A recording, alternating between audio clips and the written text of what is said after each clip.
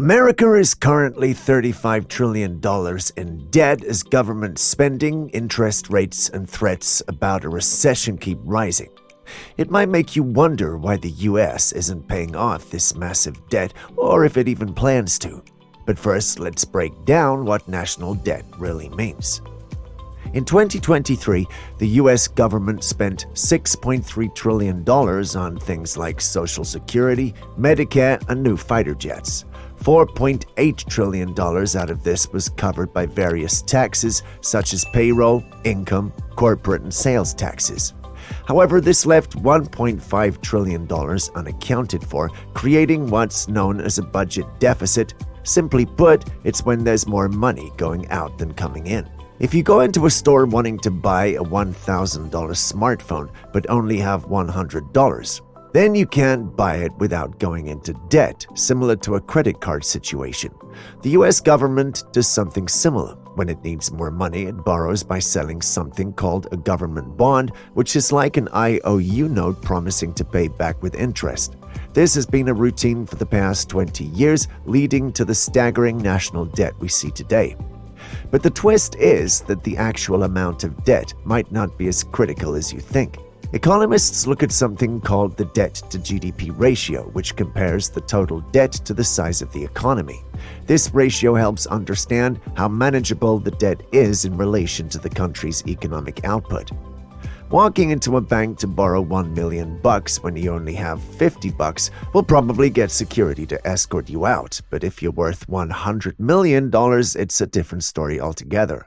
This scenario can help us understand a key rule for governments. Keeping the national debt below 100% of GDP is usually advisable.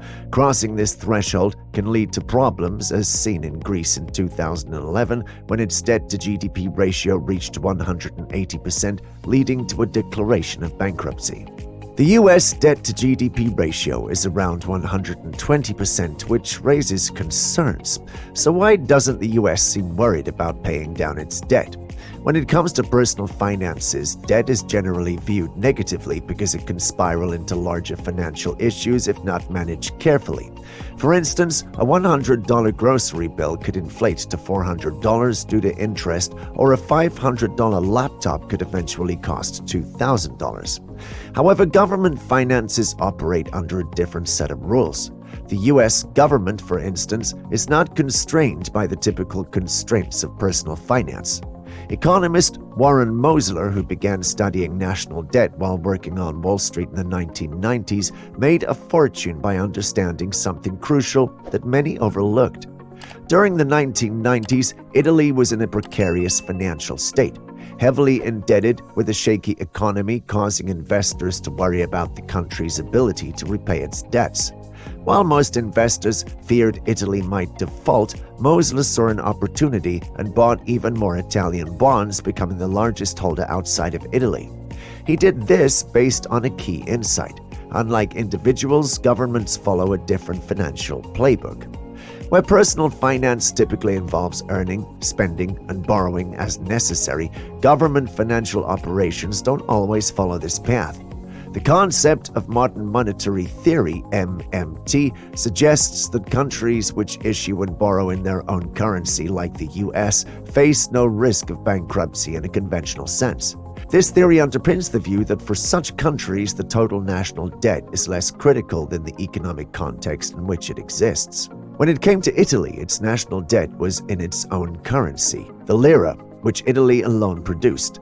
This meant that Italy could technically never fail to pay its debt, as it could always print more money. Mosler bet on this concept, and he was right. His Italian bonds never defaulted, earning him a profit of $100 million. Countries that issue their own currency, such as the US, Japan, and Canada, play a different financial rule. The situation with Greece was different because it gave up its currency, the drachma, in favor of the euro. Since Greece couldn't print its own money anymore, it had to manage its budget like a household, with spending heavily restricted by its ability to raise funds and manage debt, much of it owed to the European Union.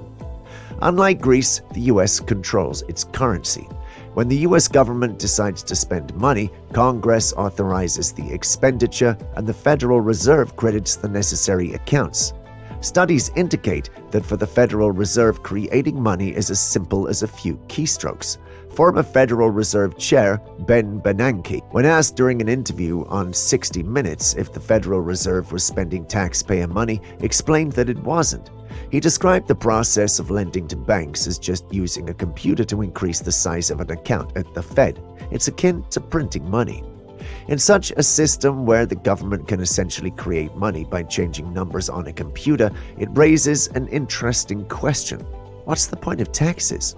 In Washington, D.C., you can actually buy shredded money by the bag. This is similar to what happens when you pay your taxes in cash. You hand over your money to an IRS agent, they give you a receipt, and then they shred your cash. The government doesn't reuse your money because it has the ability to create new money at will.